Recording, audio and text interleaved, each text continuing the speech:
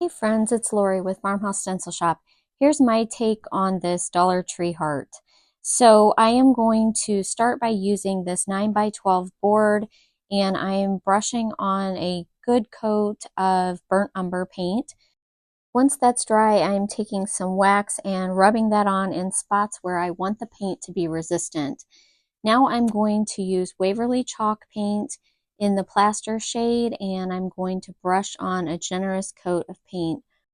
I am going for a chippy look for this project.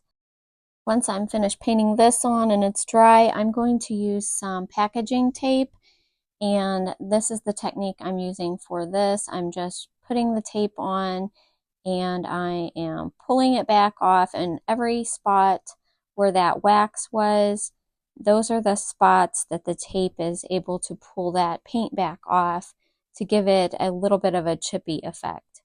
So there are lots of different ways to do your chippy. So you just do you. I know different people have different ways of doing it. I was just doing this technique for this project. So now I'm just sanding my edges and cleaning them up really well.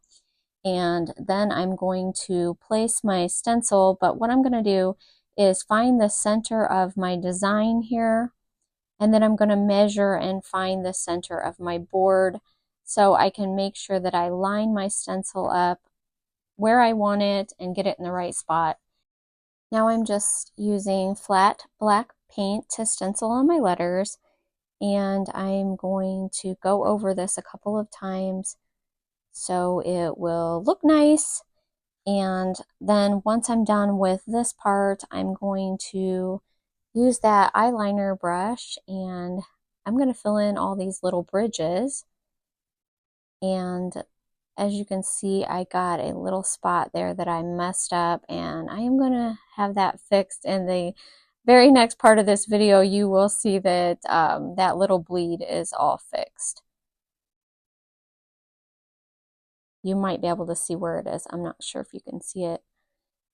So there, it's fixed. Next time that you see it, it's going to be all fixed. So now I'm using some dark sealing wax and going around the edges of my board, just grubbing up the edges. And now I'm going to remove the hanger off the back of my heart, and I'm going to paint it with some Waverly chalk paint in the celery shade. I'm going to be honest, I'm glad I only picked up one of these hearts. I don't know if I'll get another one. It wasn't the easiest thing to paint because you have to get down in all those little nooks and crannies.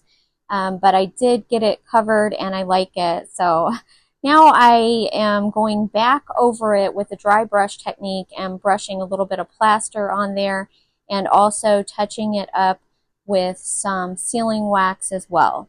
And now I have this cute little key, and I'm going to just tie that off on some jute and flip over my heart, and I'm going to glue the jute to the back of the heart.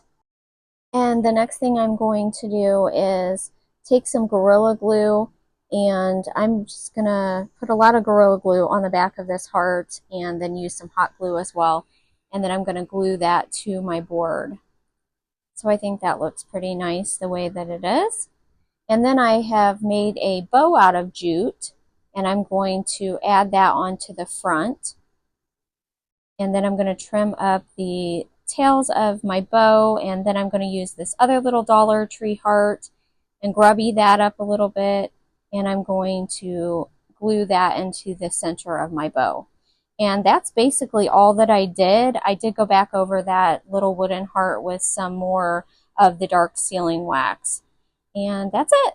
I hope that you like it. I hope that you enjoy this video. Thank you for watching.